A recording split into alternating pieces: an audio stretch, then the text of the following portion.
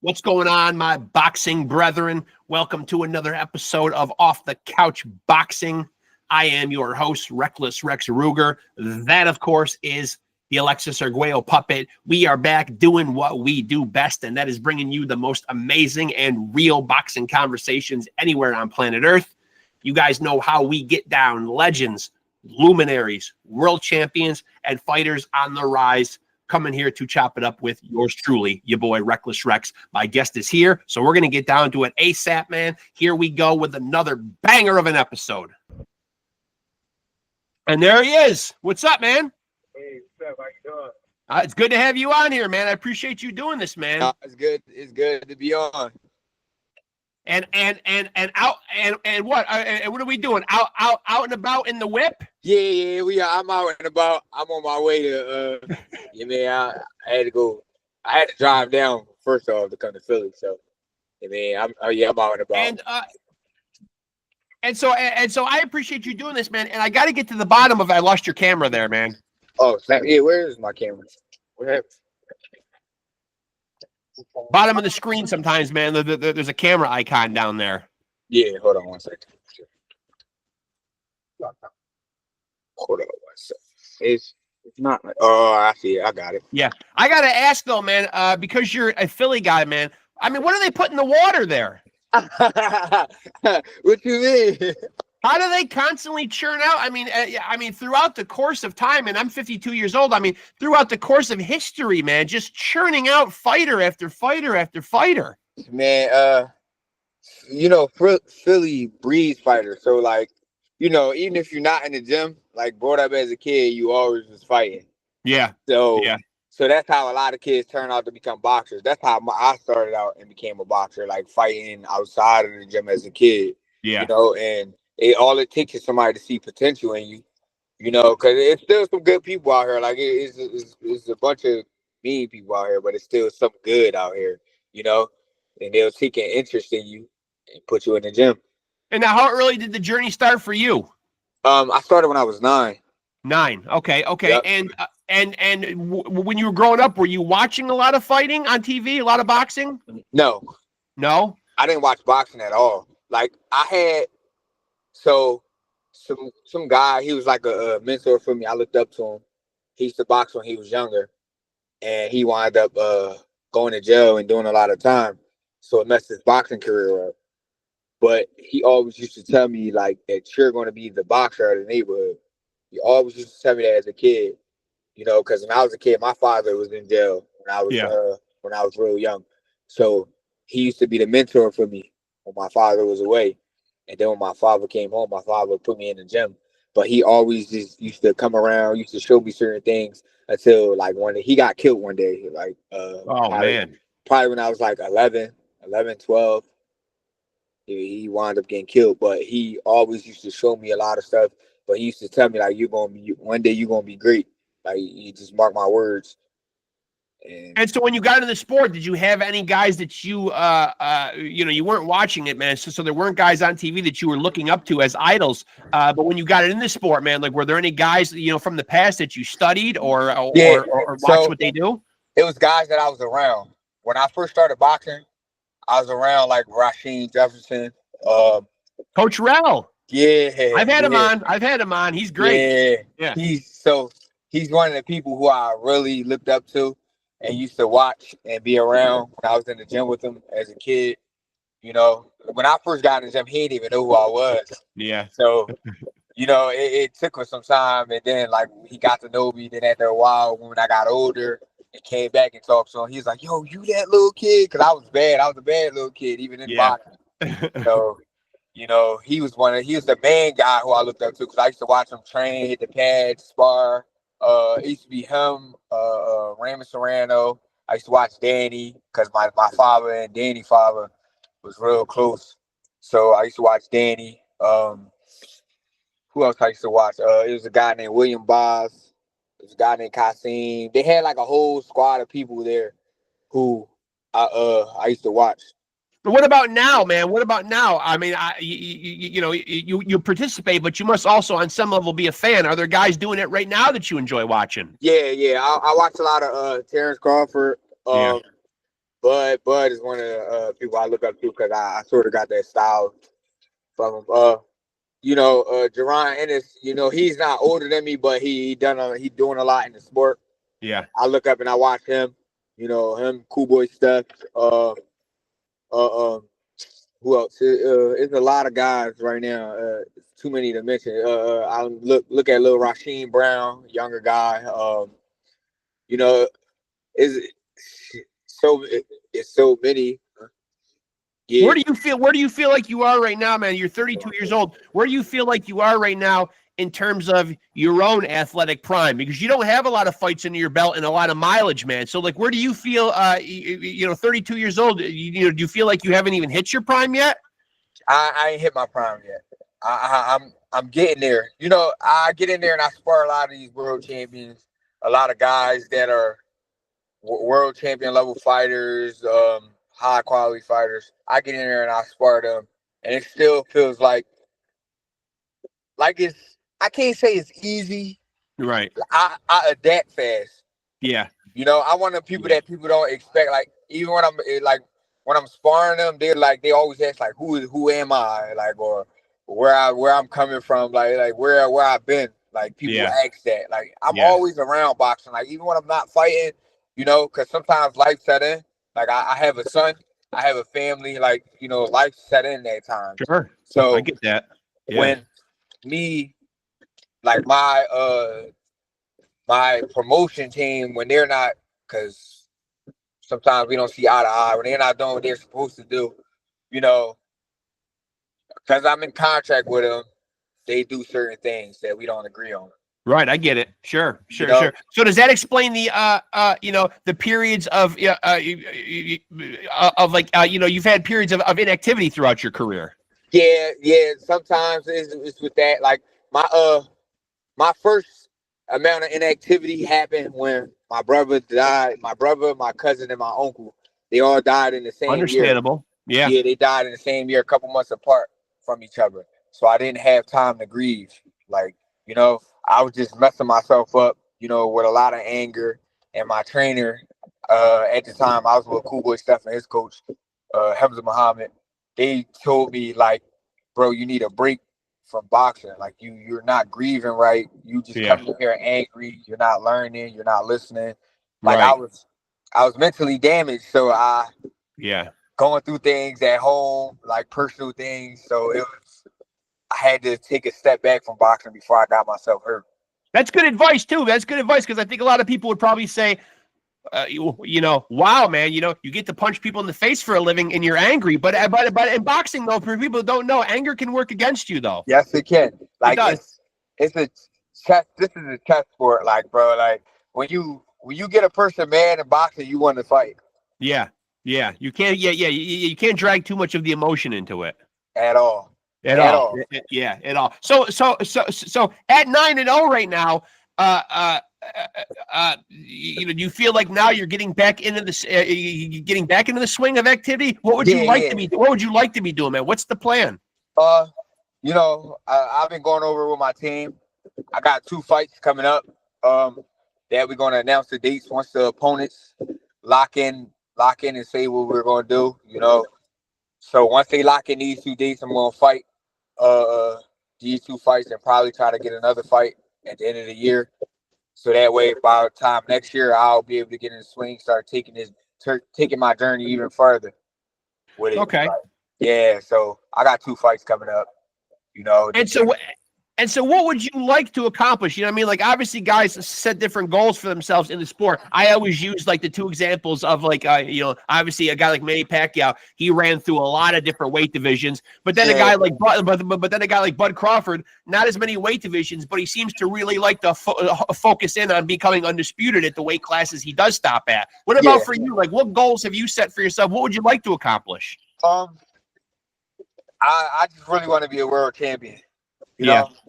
No matter if it's 1 division, 2 divisions, I want to be a world champion. I want to, because like I'm doing boxing for me, right? But I got someone under me that like looks at me like I'm a superhero. Right.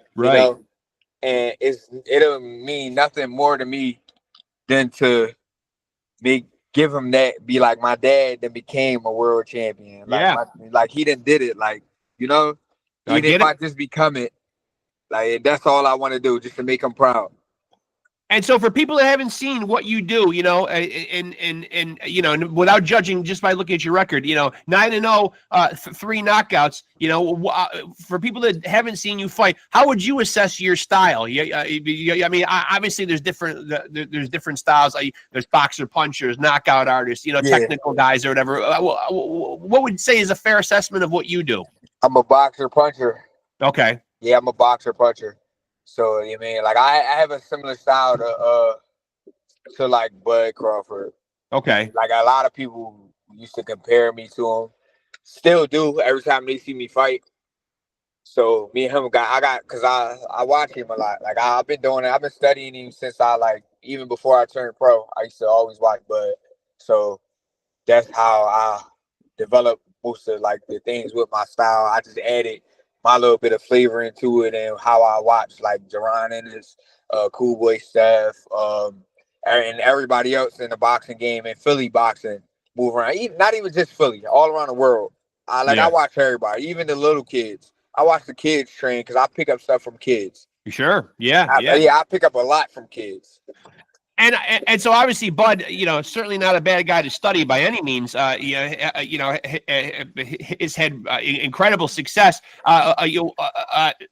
Specifically though, are there certain parts of Bud's game that you have honed in on, man, that you've really tried to kind of adapt and make your own, man? Like, what is it that Bud, you know, because of all the fighters out there, man, who you could emulate or look up to, man. And obviously Bud's a great one for sure. But like, what is it about him though? His ability, like how he adapts to a fighter. Like, you know, Bud at times he has a slow start. Like he didn't have that slow start with Earl, but at times he has a slow start. But how he adapts to you and he able to just use his jab just to find you, he find his range real fast. Yep. When he in there with you. So I took on that and the ability to get you out of here, like how he get you out of here and finish you when he finds you in that moment. So I get the feeling I know how you're going to answer this, man, but it is coming up, though, man. So how do you see Bud and Canelo shaking out? You know what I mean? Like when the fight, I mean, we're only a couple of weeks away. Yeah. You know, I like Canelo too. So yeah, this is not me being biased.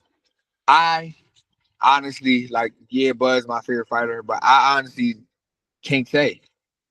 It's tough. It really is tough. It really is tough. And people do throw around that, oh, it's a 50-50 fight. You know, it sounds like a cliche line, but this one really is. This one really is. Yeah.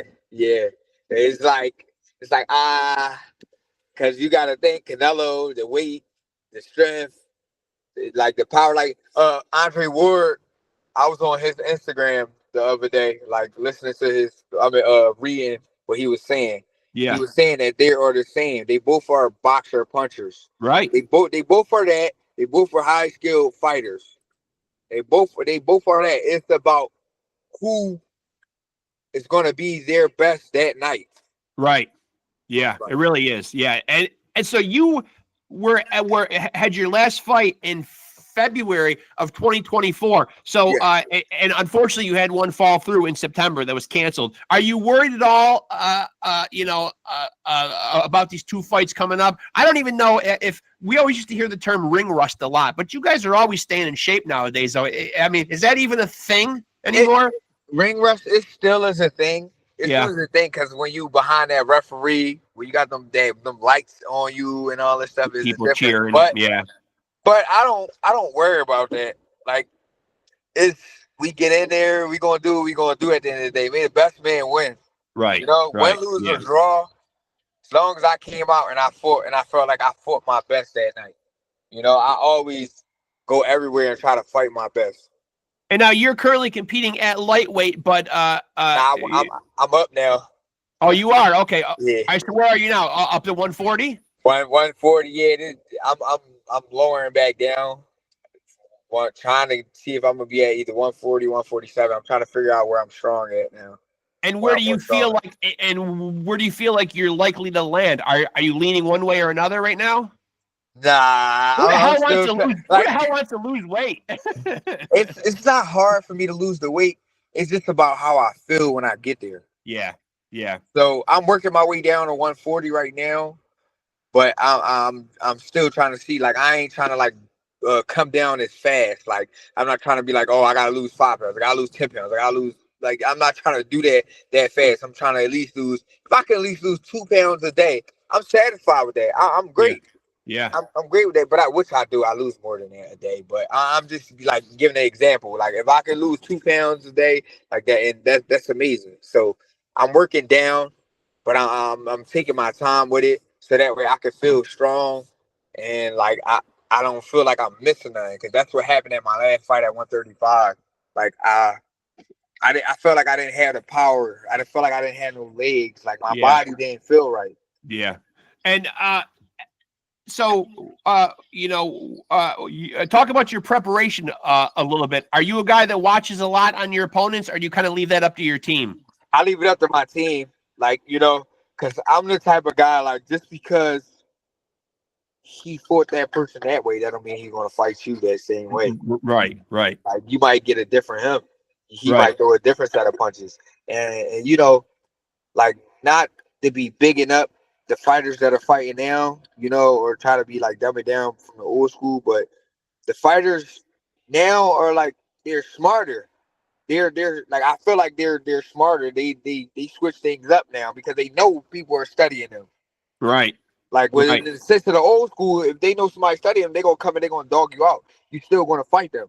They're gonna fight the same way. Now these guys, there's a lot of stuff that they do. There's a lot of new things that are being done, rather than what was done back in the day. And now you talked about getting in fights and stuff, like at a very young age. Do you feel like, though, that it came natural to you? Do you feel like there was a natural ability there even before you stepped into a boxing gym? Yeah, it was. I always rumbled with the biggest kids in the neighborhood. I always fought. So when I got into the gym, I felt okay. I got dropped my first day in the gym. Yeah. I got beat up. I got beat up. I cried and all that. It was telling my dad like I didn't want to box no more, because I felt like I ain't never teased nobody defeated me. Feeling like I was defeated by somebody. Right. So my dad had to make me taste that in order for me to see, like, bro, like, you can't beat the world. Like, you want to fight everybody, you think you can do what you want. That's good advice. Yeah, and since you want to do it now, we can take it and you can make something of it. And now you have a draw on your record, man. Like, what does a draw feel like, man, to like a fighter, man? Like I've asked other guys this, man. But when you step into the ring and you essentially come out of a fight and someone tells you that it was a tie, how does it leave you feeling as a fighter, man? I've asked other fighters, man, but specifically, I'm asking you. Do you feel like you lost? Do you feel like you were cheated? Do you feel like what does it feel like when they tell you you guys were even? I was heartbroken for mine, like, because I didn't want to suffer no defeat, no draw, no nothing. Like, everybody was saying, no, it's just a draw. And all that. But everybody thought I won. I came in as an opponent on somebody's card, and he was from Turkey. They had Turkish TV out there. They hyped the weight up. The weight was supposed to be at 135. They put the weight at 141. So he was at a whole different weight. He was a bit higher, a lot stronger, but I outclassed him. Like, he really didn't hit me the whole fight. I got the video and everything. He didn't hit me. So I'm over there. The one judge scored the fight for me. The other two judges scored it a draw. So I'm glad you're bringing up the judging, man, because I'm critical of it on this show all the time, man, that we do still see it is still kind of a black cloud hanging over the sport. As a young fighter with not a lot of fights under your belt and trying to make it in the sport, is it anything that weighs in the back of your mind when you do go to the cards? Politics, right. I mean, all the time. And so when it weighs on you like that, man, how do you deal with it, man? Like, like when they're about to announce the scores. A lot of times now, though, I think about it like before I step in the ring, and like I gotta like zone out. So when I zone out, it helped me focus on winning the fight. Right. So when I win the fight, I don't go into the politics afterwards, because I know I gave my best. Right. And I know that I won the fight. Right. You know what I mean? Like, I haven't had that moment where it was like a really, really close fight and I thought I was gonna lose. I didn't have that moment yet, but I had it like where I'm giving it my all and I'm winning the fight. Like, But it is one of those things that can really derail your career, though, man. Being on the wrong end of a lousy decision, man. Like especially when your career is just getting going, and suddenly you get this lopsided, this bad judging call. Yes, It can screw you up. Yes, yeah, it'll break you. Like, I had it a lot in the amateurs, so I tasted it in the amateurs a lot. I cried about it and everything. Like, so I try not to like think too much on it now. Like, it hasn't happened, but I try not to be like, oh, it's gonna happen. It's gonna happen. No, as long as I'm able to say I gave it my all. I did the best I could. That's something to be proud of. Like, even if it don't move your way. What do you think about I would just get your opinion. Like, what do you think about a guy like Jake Paul and what he's done for boxing, man? Do you look at him and respect him as a fighter? I mean, he's climbing through the ropes or whatever, man. But like, do you like the eyes that he's brought to the sport, man? Do you like what he's done for the sport? Money talks. I could say, like, with him, like, he came in it with money. That money meant everything, so he didn't have to come through the back door. Right, right. But what can I say? He's fighting, and he's fighting boxers. No matter if they picked, no matter who they are, he's fighting them. So, it like he brung a lot of eyes to the sport. I'm thankful for him. I'm thankful for Jake Paul too. And he's giving people opportunities, giving fighters opportunities. He's signing people and everything. Do you think he's on the level where you will ever see a world title on him? With the money, yeah, that's true. That's a good point. With the money, yeah. But like, skill wise, if we had to go into, nah, he would get hurt. He'll get hurt by one of them top quality guys. He'll get hurt. What do you think about, like, when you hear like a guy like Turki Al-Sheikh, who's another interesting guy who's done a lot of good things for boxing? He's getting rid of the pay-per-view thing. He's really giving us stacked cards and great matchups and trying to make the best fight the best. But when he makes a comment like he doesn't want to see Tom and Jerry fights anymore and doesn't want to see guys freaking run around the ring, man, as a fighter yourself, it almost kind of seems like, and I know he's paying these fighters, he's putting on these events, it's coming out of his pocket, man, or whatever, man. But how does it make you feel as a fighter? Because it almost sounds like he's saying, I want everybody to climb through the ropes and put on a slugfest. Yeah, so, like, I got nothing but respect for Turki Al-Sheikh too, for what he's doing for boxing. But it's just like, you gotta think, because the fighters die every day in the ring. Absolutely. You rather for these guys to just go in there and just get hurt and die rather than them building their careers up to become champions. Not like saying they gotta fight tomato cans, because I don't believe in motherfuckers fighting. I mean, people fighting tomato cans at all. Right. Because them tomato cans, I don't believe in that. But at least them fighting high, like quality opponents that they should beat, but that can highly upset them too in their building stages to get to that where they fighting for a world title or so. So I don't like that he's doing that, because now it's starting to make people want to fight just for the money. Right. Yeah. And this is not for the money. It'd be for the love, just to build the legacy. Like, you to earn it, to really earn it. Right. Like, climb the ladder and earn it, bro. They stopping people from earning it. Where's the fun at if you really ain't earning it? They just, we got $100,000 for you to fight such. Just come and fight them. Yeah, I agree. And so have you given a lot of thought to, like, the length of your own career? Like, I've had guys on here that have really thought out their career. They're calculated. So some guys are playing it by ear. But I mean, have you thought about, geez, I don't want to still be getting punched in the face past a certain age, or I don't want to fight past X amount of fights? Yeah, my limit 35. 35. Okay. Yeah. Okay. And so nothing could obviously sway you from that. Are you locked in at 35? I'm locked in at 35. Like, I've been I've been boxing all my life. So, I want to be more like, I'm a dad. I'm a great dad. Yeah. I'm a great dad. But I feel like I got more to give to my boy. I agree. Yeah. Yeah. And so what does life after boxing look like for you? Do you feel like you'll make a clean break, or do you feel like you'll always have a foot in the sport? Are you interested in other components of being a coach or a trainer yourself, or promoting or any stuff like that? No, I want to so I want to open up my own little gym facility. Like I want an indoor track in there. I want to do like conditioning. I want to be like one of them coaches that help kids with at whatever sport they do. Okay. Be able to do like to be able to be in condition for whatever sport that they're doing. Even if I gotta do it free for some kids that parents can't afford it. Like, right. Like I want to help. I want to help the community. I want to be one of the people that help the community. So That's if we gotta send a bus out to come get a certain amount of kids to pick them up, to bring them, to do like an hour and a half or two of just workouts to get in shape. Yeah. No boxing, no nothing. I will get you in physical shape. Like I want to be able to do that for all the kids, no matter where you're from, where you're coming from, what your parents got going on. Like, get those kids moving, man. Get those kids moving and get them off their devices. Yeah, yep, and have them to be able to feel like they got somewhere where they can talk to.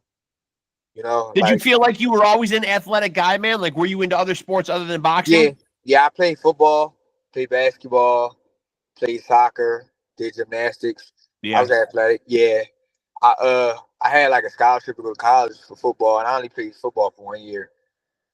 But I turned it down. I turned on a boxer. Any regrets about that? No. Not at all. Not at all. I'm a boxer at heart. You know, that's boxing's all I love. So besides the politics and like the politics of the sport, I love boxing, and it's all I ever knew. So now, like, I work for the post office. I'm a bellman right now. Okay. But my real job is a boxer. Like, I'm really a boxer, so nothing comes before boxing. And now you talked about the politics, and obviously, man, like that is a side of boxing, man, that often doesn't get talked about, but it does exist or whatever. If your own son came to you and wanted to box, do you support it or try to talk him out of it? I support it. Yeah. I'll allow my son to make any decisions he want to make. My son plays football right now. He's great at football. Yeah. But if he decide one day that he just want to box, okay, I'll have him with the right trainers. I'm not going to train him though. Yeah. I'll train him at home. I'll show him things at home, but I'm not going to train him. And now, why do you take that? And why do you take that stance, man? Do you think that line can get blurred between a father and a son? You know, in that whole relationship of father/coach. As far as me, like it, as a kid, it ruined my dynamics with my father. Yeah. Being able to express anything to my father, talk to my father about anything and all that, because my father was raising me one way, just to be angry, just to be like the fighter. Like, you know, he's raised me on that aspect. Never let him see you sweat. Don't cry. Like and I couldn't express my emotions, my soft side. Like I wanted to be sensitive with my dad. I wanted to cry about certain things. I wanted to like be really emotional. I couldn't do that. I learned that as an adult. So when it was time to go to him, so it was awkward when it was time to go to him with other stuff. You know what I mean? The communication was difficult. Yeah. I get that, man. And I respect that, man. Like, you just have your son trained by somebody else and just give input when you can give it. Yep. And I'll help you at home, get in shape, all that. I'll do that. But I want to just be your dad. Now, because you are compared and have studied Bud so much, man, if Bud wins this fight and becomes undisputed in a third weight class, where does that put him in the GOAT conversation? I know we always hear about, you know, Floyd's one of those guys that's mentioned in that conversation. Other guys, depending on, like, you know what I mean, like your opinion, obviously it's all very subjective or whatever, but where does Bud land in that conversation? In a GOAT conversation, I would put him. I mean, 3 weights undisputed. That's pretty damn impressive. Yeah, he in the 4-belt era. That's crazy. Yeah, he would be in the. I would say he'd be the top 3. Yeah, he's got to be, right? Yeah. Top 3. So, like, if you had to put together like your Mount Rushmore, and this is subjective, man. Your top 4, man. I mean, all-time greats, man. Who would they be? Is it out of my era or just the 4 fighters that mean the most to you, man? Like your greats. but Andre Ward, Floyd Mayweather, and Marvin Hagler. Oh, nice. I'm wearing the hat. It's the Summer of Hagler. Yeah. It's the and you know what? I just dubbed it the Summer of Hagler just for the hell of it, because why not, right? Yeah. Why can't it be the Summer of Hagler, man? Yeah. One of my favorites of all time, man. And now most of those guys, most of those three guys are modern era guys, man. But then you pick Marvin Hagler, a throwback guy. I'm just, because you are a young guy, man. Specifically, why does Marvin Hagler land on that list for you? Because at times, like one of my coaches, that's why I got my name Real Ward now. Yep. So they it's like, yo, you remind us, because Marvin Hagler, when he get on the softball side and he be going to war and all, so you reminding us of Marvin Hagler. Yeah, and he'd be jogging through the street yelling war. Yeah. So now, like, and a lot of times he'd be hook crazy. He throw a lot of hooks. Yeah. Like, that's what I was doing. Like, a lot of times when I throw my hooks, they would be like through the Marvin Hagler and all this stuff. So I started studying him and seeing how he do. And sometimes in my fight, I'll bring that side out. If you catch it, you'll be like, oh, here we go. He's doing it. Yeah, he's going into Hagler mode. And that came from me just studying him, watching like how he carried himself in and out of the ring. And I'm like, I became a real great fan of him. And so before I let you out of here, man, your fights that are coming up, man, do you have actual dates now that are set? Yeah, I have them. But, or at least months. You know what I mean? Okay, October and November. October and November. Okay, man. So back-to-back months you're going to be fighting. And for people that want to kind of keep up and follow what's going on with you, man, I know everyone's on social media nowadays. Where's the best place to tap in with Josh Jones? First is my Instagram. My Instagram is at Josh, Josh, D as in dog, A as in apple, boxer. That's my Instagram, because people will put Josh the THE when it's not THE, it's DA. Yeah. And my Facebook is Joshua the Real Ward Jones. Those are the two most places where you can reach me at, like through all the social media. Like, I got all of it.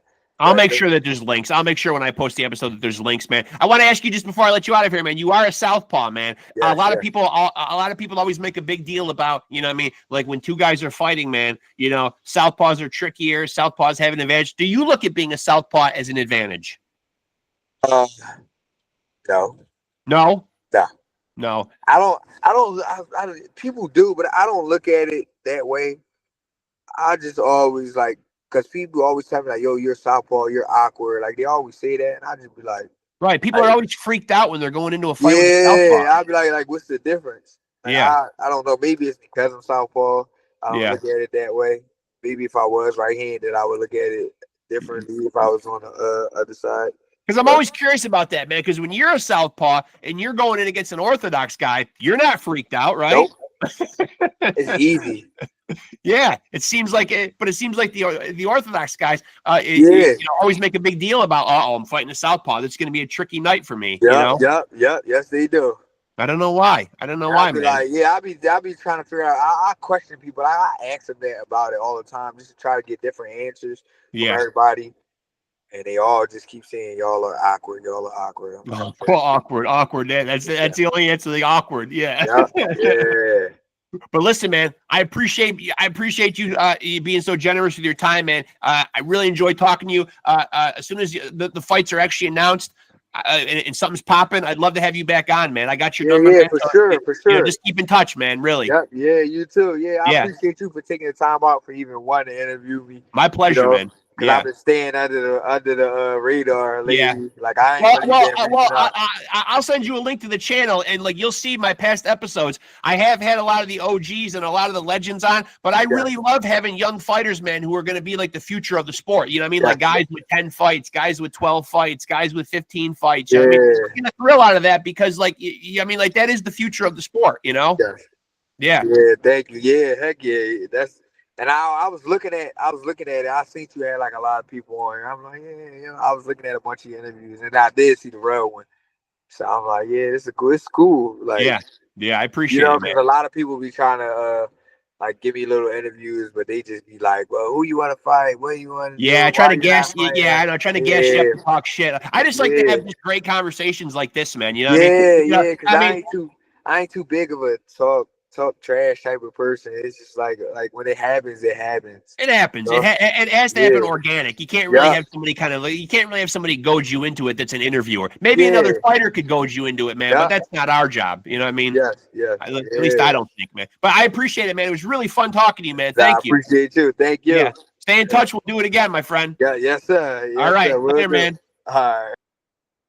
There he goes, folks. Josh the Real War Jones. No longer lightweight. I have lightweight on here. Moving on up, like the Jeffersons, going up to 140 or 147. Didn't sound like he was all in on one weight or another, man. So we will see where he lands. The record is 9-0-1, 3 knockouts.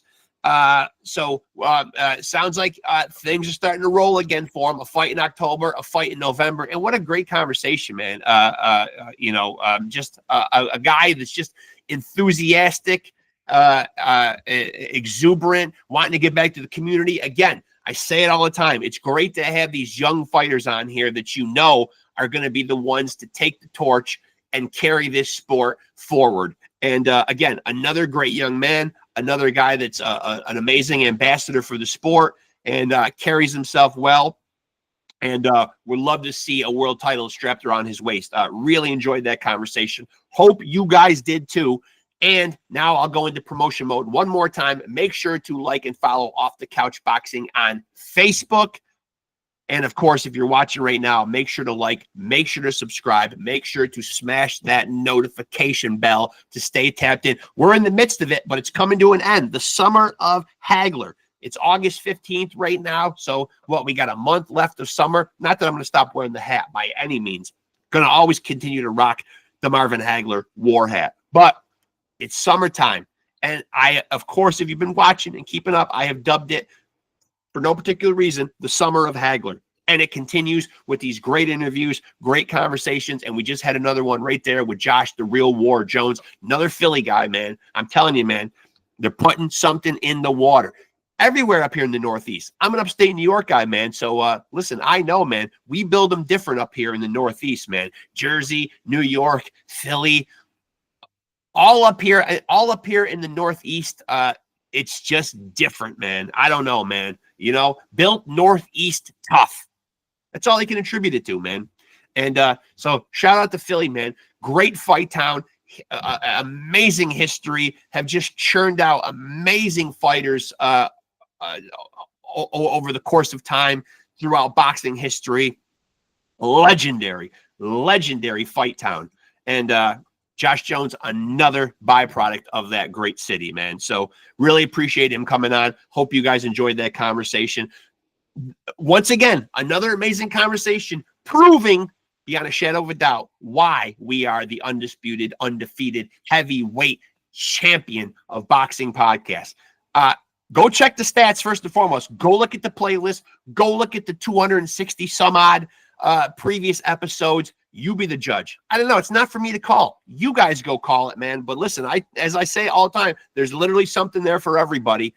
So please dive in. I invite you guys, check out the past episodes. If there's something that you like, hit me up. If there's somebody that you'd like to see me run down and have on the podcast, hit me up. I'm very interactive on the Facebook page, here in the comment section. So, reach out anytime. I appreciate my boxing brethren. I appreciate you guys. My biggest thanks go out to my viewers, my subscribers, and ultimately my guests who are generous with their time and come on here and chop it up with me. It means the world. Without them, I could not do this, man. So hope you guys dug that episode.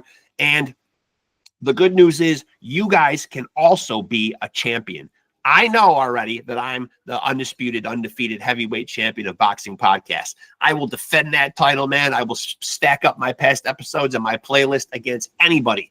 But the good news is you guys at home can be champions too. And the formula is very simple. All you got to do is continue to stay tapped in with Off the Couch Boxing and continue to roll with the champs. Peace.